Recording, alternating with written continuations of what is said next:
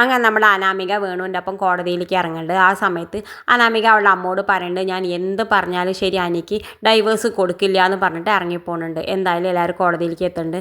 നമ്മുടെ അനിയുടെയും അനാമികയുടെയും മുന്നിൽ വെച്ചിട്ട് നമ്മുടെ അനാമികയുടെ അഡ്വക്കേറ്റ് പറയേണ്ട അനിയോട്, നിൻ്റെ അഡ്വക്കേറ്റ് എത്ര ശ്രമിച്ചാലും ശരി ഇന്ന് നിനക്ക് ഡൈവേഴ്സ് കിട്ടാൻ പോണില്ല. ഇവർ ചോദിക്കണ നഷ്ടപരിഹാരം നീ കൊടുത്തല്ലാതെ നിനക്ക് ഈ കേസ് വിജയിക്കാൻ പറ്റില്ല എന്ന് പറയുന്നുണ്ട്. ആ സമയത്ത് അനി പറയുന്നുണ്ട്, ആയിക്കോട്ടെ എനിക്ക് ജയിക്കേണ്ട, ഞാനൊരു 5 പൈസ ഇവർക്ക് നഷ്ടപരിഹാരമായിട്ട് കൊടുക്കില്ല എന്ന് പറഞ്ഞിട്ട് നമ്മുടെ അനി ദേഷ്യപ്പെട്ടിട്ട് ഉള്ളിലേക്ക് പോകുന്നുണ്ട്.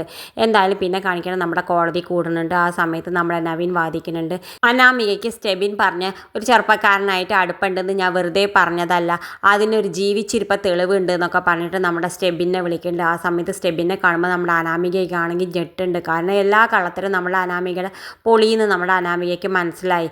എന്തായാലും അനാമിക നാളെ കോടതിയിൽ തോൽക്കാൻ പോകുന്നുണ്ട്. നമ്മുടെ അനിയാണെങ്കിൽ ജയിക്കാനും പോകുന്നുണ്ട്. നമ്മുടെ നവീൻ അവനെ രക്ഷപ്പെടുത്തിയെടുക്കും. ഇത് കാണിച്ചുകൊണ്ടാണ് ഇന്നത്തെ പ്രൊമോ അവസാനിക്കുന്നത്. ഇതുപോലുള്ള പ്രൊമോ വിശേഷങ്ങൾ നിങ്ങളുടെ മുന്നിൽ എളുപ്പത്തിലെത്താൻ ഈ ചാനലൊന്ന് സബ്സ്ക്രൈബ് ചെയ്യാൻ മറക്കരുത്.